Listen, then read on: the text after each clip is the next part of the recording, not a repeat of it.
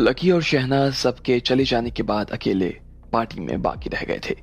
शहनाज अपना फोन लेकर मैदान में शिरीन को ढूंढ रही थी, लेकिन वो उसे मिल नहीं रही थी। उसने लकी से पूछा तो लकी ने मना कर दिया था।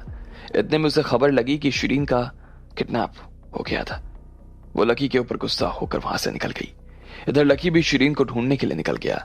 अगले दिन सुबह उसे खुद शिरीन का फोन आया था कि वो जयपुर हॉस्पिटल में थी। लकी जब उससे मिलने गया तो शहनाज ने उसे बाहर से रवाना कर दिया, लेकिन इतने में शिरीन ने उसे रोक लिया। लकी उसकी आवाज सुनते ही जब पलटा तो देखा कि शिरीन का चेहरा बिल्कुल पीला पड़ा हुआ था और उसके चेहरे पर किसी तरह की कोई नाराजगी नजर नहीं आ रही थी। लकी ने उसे देखकर अपना सिर हाँ में हिला दिया और फिर बाहर आकर कुर्सी पर बैठ गया। शिरीन, ये कौन है? दर्शन ने शिरीन की तरफ देखते हुए पूछा। वो उसे पहचान नहीं पा रहा था। मेरा दोस्त है, शिरीन ने शहनाज की तरफ देखते हुए कहा और फिर धीरे से बोली।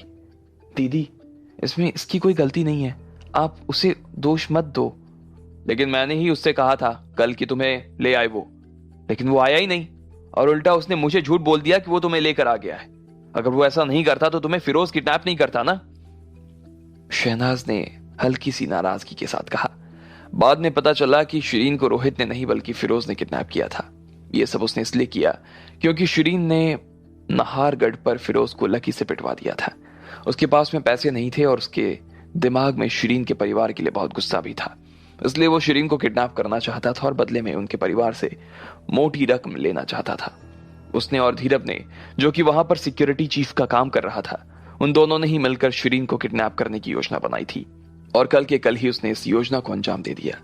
लेकिन वो जो सोच रहा था कि वो इतना आसान होगा, वो इतना आसान था नहीं। शिरीन का परिवार एक आला दर्जे का परिवार था और उनका जयपुर में बहुत नाम चलता था। जैसे ही उन्हें पता चला कि शिरीन को किडनैप कर लिया गया था तो उन्होंने सारी पुलिस और सारे नेताओं को फोन मिला दिया और आज सुबह सुबह वो लोग शिरीन को फिरोज से छुड़वा लाए। उन्होंने फिरोज और धीरज को भी पकड़ लिया था। इसके बाद वो शिरीन को लेकर अस्पताल आ गए क्योंकि उसकी तबीयत खराब थी।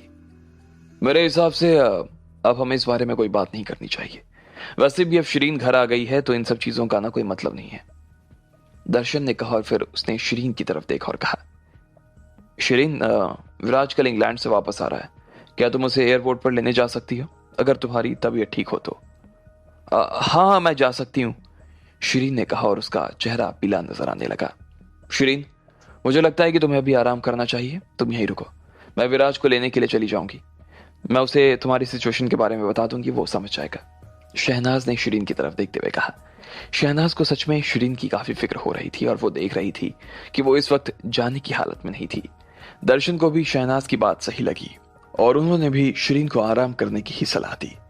थोड़ी देर तक वो तीनों आपस में बात करते रहे और उसके बाद दर्शन को अपनी कंपनी का कुछ काम था, इसलिए वो निकल गया।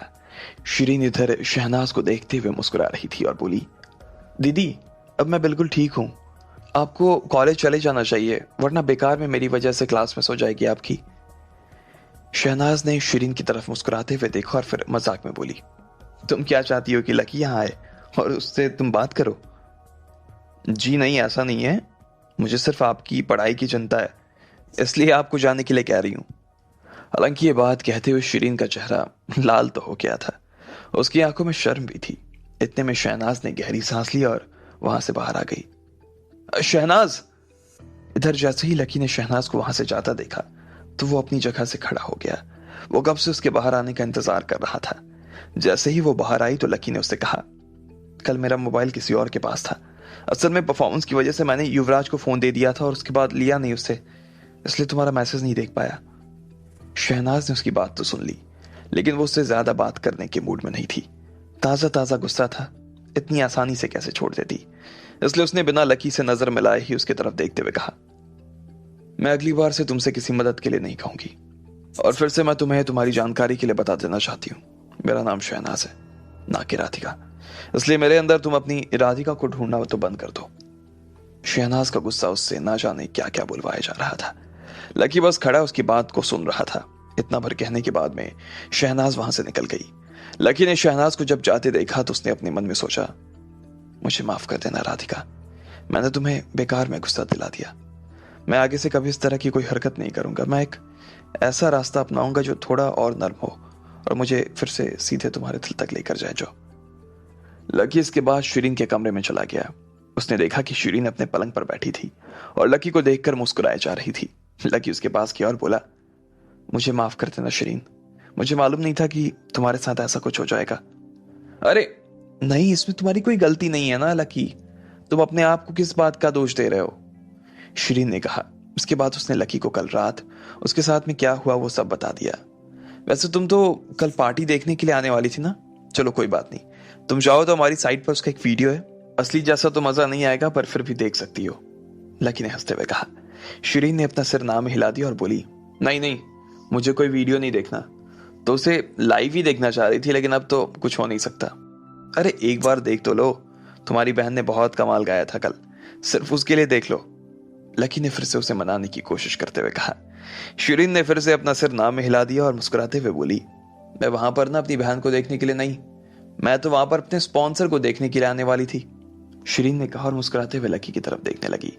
अचानक से लकी को एहसास हुआ कि वो तो उसी के बारे में बात कर रही थी, और ये सुनते ही वो दंग रह गया। जब उसने शिरीन की आंखों में देखा तो पाया कि उसकी आंखें चमक रही थी और वो इतनी नाजुक लग रही थी कि लकी का एक बार के लिए दिल पिघल गया।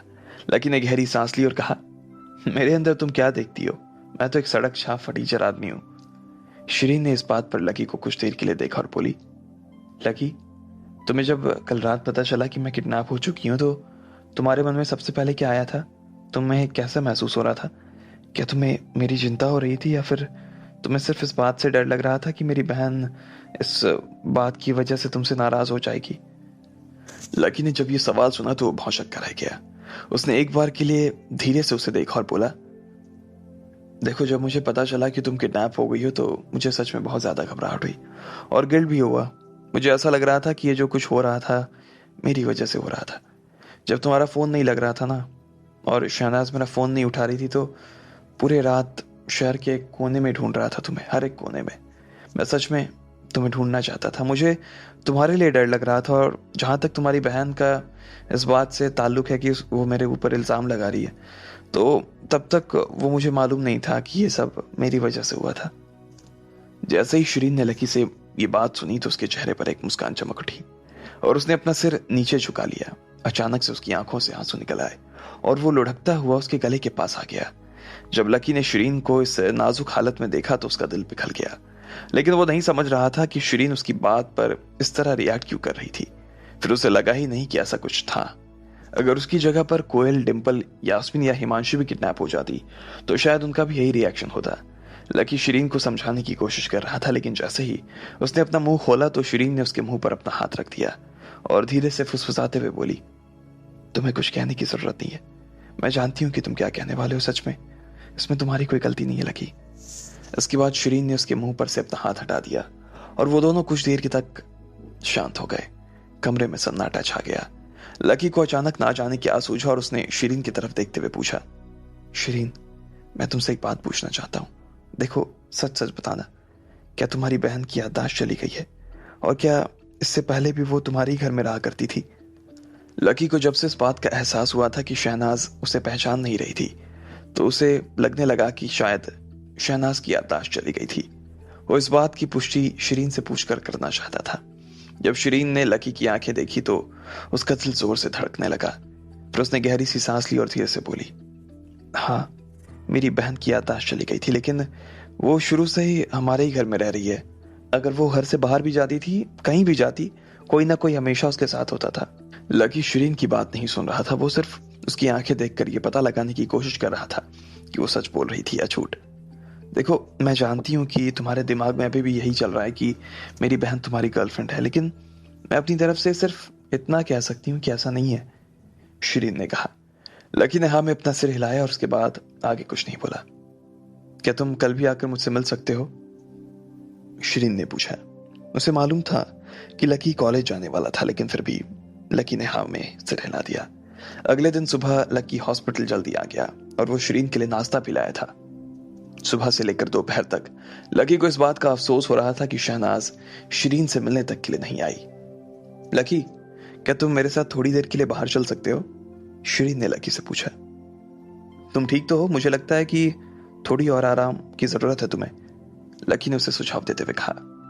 नहीं नहीं, मैं ठीक हूं, इस बंद कमरे में ना दम घुट रहा है, अब ठीक हूं मैं, मुझे लगता है कि बाहर जाऊंगी तो और जल्दी ठीक हो जाऊंगी, शिरीन ने कहा। जब लकी ने देखा कि वो सच में ठीक नजर आ रही थी तो लकी ने उसके साथ जाने के लिए हाँ कर दी। जब वो लोग हॉस्पिटल से बाहर आए तो थोड़ी देर तक एक बगीचे में चले गए। उसके बाद एक बाजार में भी घूमने आ गए। शिरीन को लकी के साथ में मजा आ रहा था, लेकिन लकी के दिमाग में अभी भी शहनाज और उसकी याददाश्त की बात ही घूम रही थी।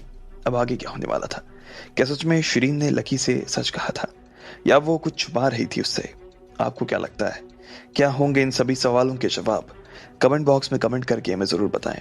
और सभी सवालों के जवाब को जानने के लिए सुनते रहिए चंबली सिर्फ पॉकेट।